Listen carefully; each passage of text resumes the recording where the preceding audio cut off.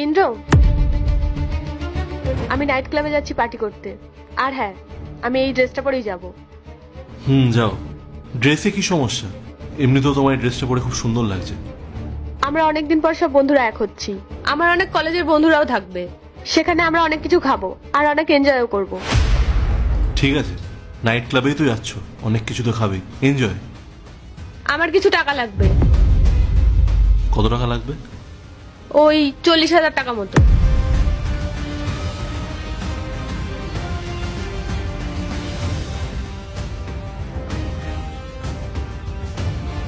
এ নাও, cash তো আমার কাছে নেই, তবে এই ক্রেডিট কার্ড আছে, এর মধ্যে 1,00,000 টাকা পর্যন্ত লিমিট আছে, যত খুশি ইচ্ছা ইউজ করতে পারো।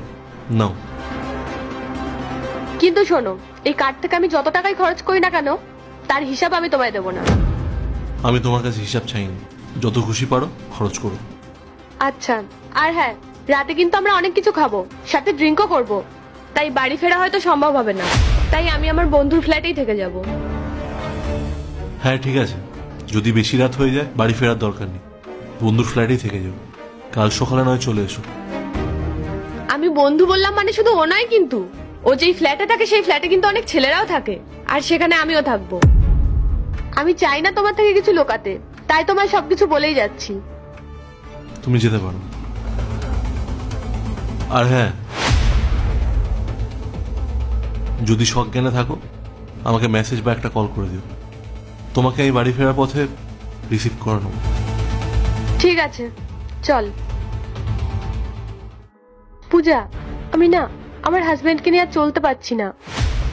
কেন, কি এমন হয়েছে? তুই আমায় জিজ্ঞেস কর কি হয়নি। তুই দেখ, আমি এই ড্রেসটা পরে আছি, এই ড্রেসটা পরে আমি পার্টি করতে যাচ্ছি। আমি ওর কাছে টাকা চাইলাম আর ও পুরো ক্রেডিট কার্ডটাই আমায় দিয়ে দিল। তুই আমাকে বল, কোন হাজবেন্ড এরকম করে? প্রথম দিকে সবসময় জিজ্ঞেস করতো কোথায় যাচ্ছ, কেন যাচ্ছ, কখন ফিরবে। আর এখন এখন ওর কোনো যাই আসে না। এখন তো ওর এটাতেও কোনো যায় আসে না যে আমি অন্য একজনের ফ্ল্যাটে থাকবো, যেখানে আরো অনেক ছেলেরা আছে। তুই বল, এটা কোনো কথা? আরে সব মেয়েরাই তো এরকম ফ্রিডম চাই, আর তুই পেয়েও বলছিস তোর চাই না। তুই ঠিকই বলেছিস, সব মেয়েরাই ফ্রিডম চায়, আমিও চেয়েছিলাম। তাই বলে এতটাও ফ্রিডম চাইনি যেখানে আমার কোনো কদরই থাকবে না। অ্যাটলিস্ট একটু ভালো তো বাসুক। আমার হাজবেন্ড আমাকে ভালোই বাসে না। তোর আমার ভালো লাগছে না। আচ্ছা, তুই আমাকে একটা কথা বলতো, তুই কি তোর হাজবেন্ডকে কখনো মানসিকভাবে আঘাত করেছিস? মানে আমি বলতে চাইছি, যেই মানুষটা আমাদের ভালোবাসে সে কখনো এটা বুঝতেই দেবে না যে তার কোনো কিছুতে যাই আসে না। তুই এক কাজ কর, তুই একাই বাড়িতে চলে যা, আমি তোর সাথে অন্য কোনো দিন দেখা করে নেব। আমার হাজবেন্ডের সাথে আমার একটু আলোচনা করার দরকার আছে। আমার মনে হয় আমার ঘরে বেশি সময় দেওয়া উচিত। আচ্ছা ঠিক আছে, তুই যা, আমি আসলাম।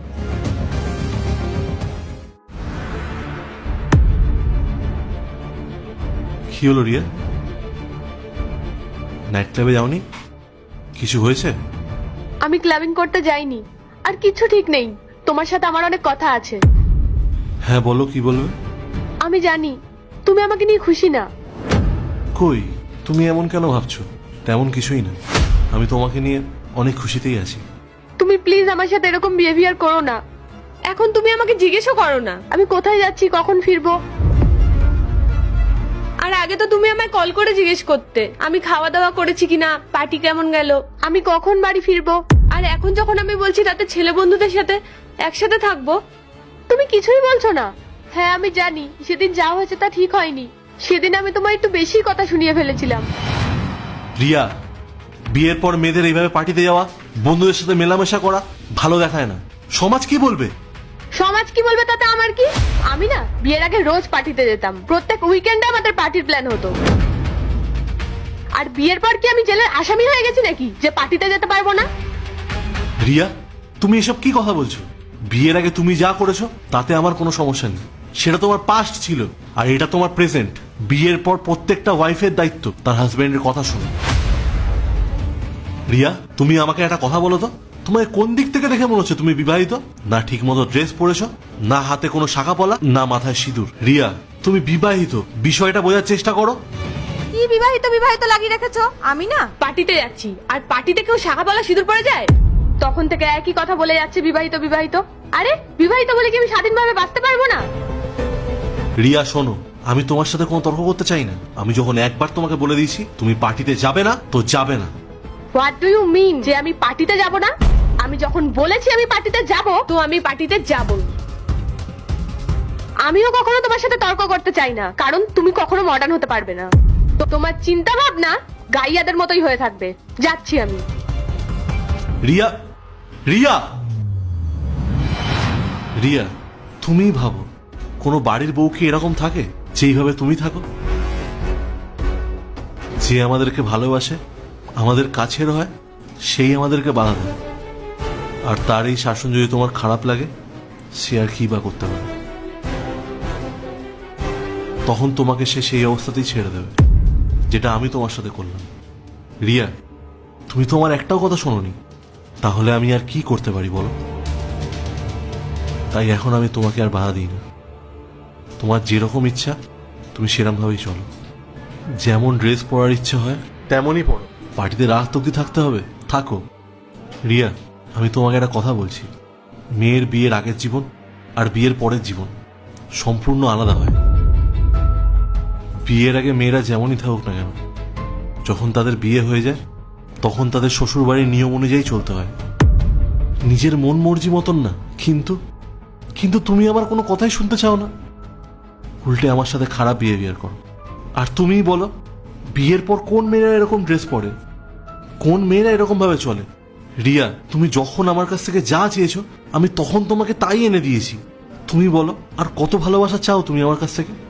আমি শুধু এটাই চাই তুমি আমাকে সম্মান করো। কিন্তু না, তুমি না আমাকে সম্মান করো, না আমার কথা শোনো। তোমার যেটা মনে হয় তুমি তাই করো। এই জন্য তোমাকে আমি আর কিচ্ছু বলি না। তাই তোমাকে আমি নিজের হালে ছেড়ে দিয়েছি। তোমার যা ইচ্ছা তুমি তাই করো। আর সেই কারণেই আমি না তোমাকে পার্টিতে যেতে বারণ করব, আর না তোমাকে এই ধরনের ড্রেস পরতে বারণ করব। তোমার যা ইচ্ছা তুমি তাই করো। তোমার জীবন, তুমি যেভাবে খুশি সেভাবেই থাকো। ইন্দ্র, আমার ভুলটা আমি বুঝতে পেরেছি। আমার এরকম করা একদম উচিত হয়নি। আই প্রমিস, এরকম আর কখনো হবে না। আমি এবার থেকে পার্টিতে যাওয়াই বন্ধ করে দেবো। আমি না আমার বন্ধুদের কথা এইসব করে ফেলেছি। ওরা সব সময় বলতো, কি সংসার করিস, বিয়ের পর তো তোর জীবনটাই নষ্ট হয়ে গেছে। আমি ওদের কথার জালে পড়ে এইসব করে ফেলেছিলাম। কিন্তু আমি তোমায় কথা দিচ্ছি, এরকম আর কোনোদিনও হবে না। আর এটা আমি খুব ভালো করে বুঝে গেছি, বিয়ের পর মেয়েদের আসল বাড়ি তার শ্বশুর বাড়িই হয়। এরপর থেকে আমি তোমার কথা মতোই চলবো, বন্ধুদের সাথেও কোথাও বেরোবো না। তুমি আমাকে ক্ষমা করে দাও। আজকের পর থেকে আমি শাড়ি চুড়িদারই পরবো, এইসব ড্রেস আর পরবো না। না না, আমি এতটাও খারাপ নই। তোমার এই ড্রেসে কোনো প্রবলেম নেই, কিন্তু বাকিগুলো যে অ্যাডজাস্ট করতে হবে। সরি। ইটস ওকে, কোনো ব্যাপার